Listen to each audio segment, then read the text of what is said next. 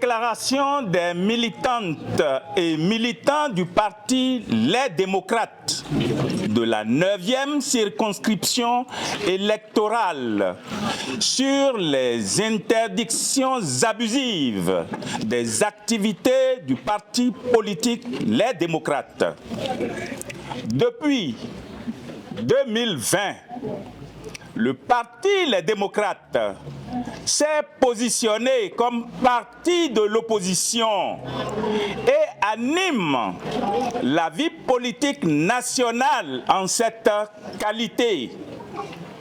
Au terme des élections législatives du dimanche 8 janvier 2023, le parti a été crédité de 28 députés qui, à la tribune de l'Assemblée nationale béninoise, le 12 février 2023, ont réaffirmé cette position à travers une déclaration lue en direct sur la télévision nationale, et ce, à la face du monde entier. Ce parti, régulièrement enregistré, remplit les conditions d'une formation politique établie en République du Bénin et conformément aux dispositions de la charte des partis politiques est d'ailleurs qualifié pour bénéficier du financement public tel que prévu par les textes en vigueur du système partisan tant vanté. Mais la grande tragédie, c'est que le régime de la rupture et de la rage, dit de la rupture, s'entête à ne pas respecter les textes qu'il s'est lui-même donnés. Ainsi, les frais de campagne de l'élection législative de 2023 prévus pour être remboursés au cours de l'année électorale ne sont toujours pas versés au parti Les Démocrates, qui a cependant déposé tous les documents y relatifs à la Cour des comptes, qui les a validés et transmis à la Commission nationale électorale autonome, Sénat, pour être remboursés par le ministère des Finances et de l'Économie.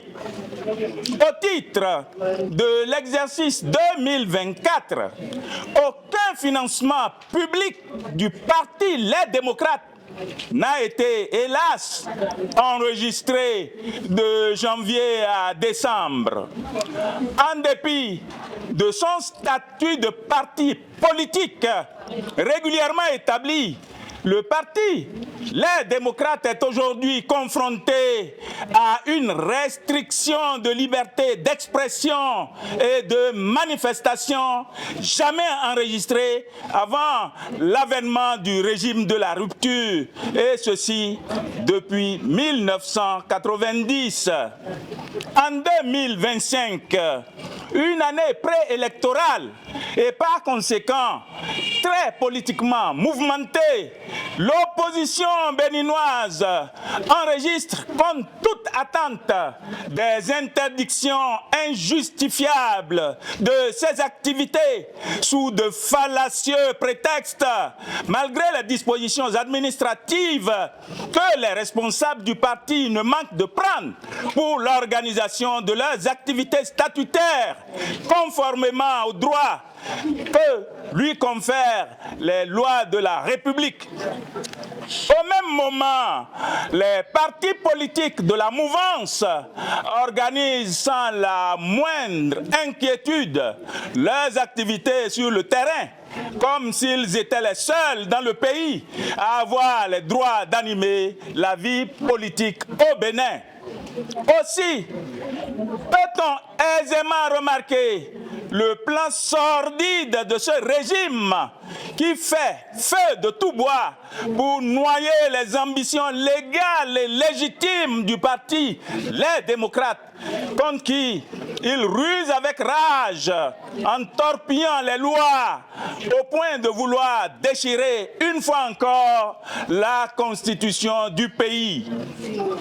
En effet, pour bien dérouler sa stratégie, le régime de la rupture a fait suspendre le 21 janvier 2025 une demi-douzaine de médias qui ouvrent leurs pages, leurs micros et leurs caméras à l'opposition dont l'objectif premier a été et est d'aider le président Patrice Talon à préserver les acquis de la conférence nationale des forces vives de février 1990, ainsi que la paix et la quiétude au Bénin, en dénonçant les désintégrations urbi et orbi de la démocratie béninoise et la mise à sac totale du vivre ensemble dans ce pays. En plus d'introduire des blocages préjudiciables à la paix, à la quiétude et totalement antidémocratiques dans le nouveau code électoral, le régime de la rupture, en interdisant les activités du parti Les Démocrates, pense libérer le passage au parti de la mouvance pour occuper et hypothétiquement conquérir les électeurs perdus à cause de la gouvernance approximative, antisociale et antidémocratique, autocratique à laquelle les Béninoises et les Béninois sont soumis depuis 2016. C'est un manège savamment orchestré pour une fois encore installer en 2026 une assemblée monocolore pour poursuivre la destruction des fondamentaux de notre pays à travers les lois taillées à la mesure d'un seul et unique homme.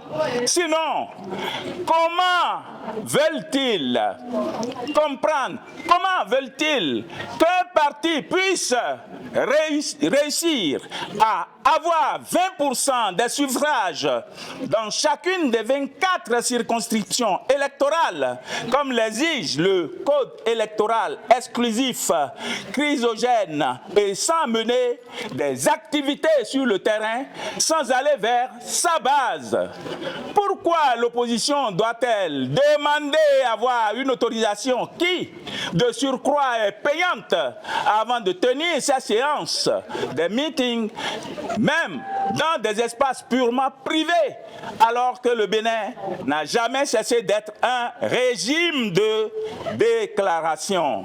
En réalité, la rupture sentant sa mort prochaine, ce débat poussant ces derniers soubresauts qui se traduisent aujourd'hui par des actes illégaux après s'être logiquement égarés pour avoir opté pour une gouvernance qui ne sert une infime minorité.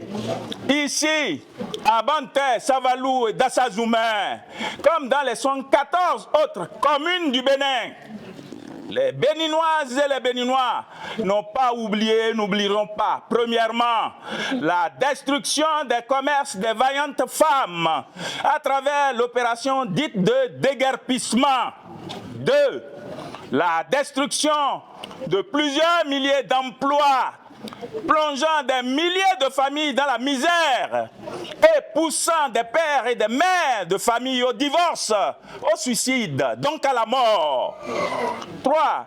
Les bavures policières qui ont fait des blessés et des morts. 4.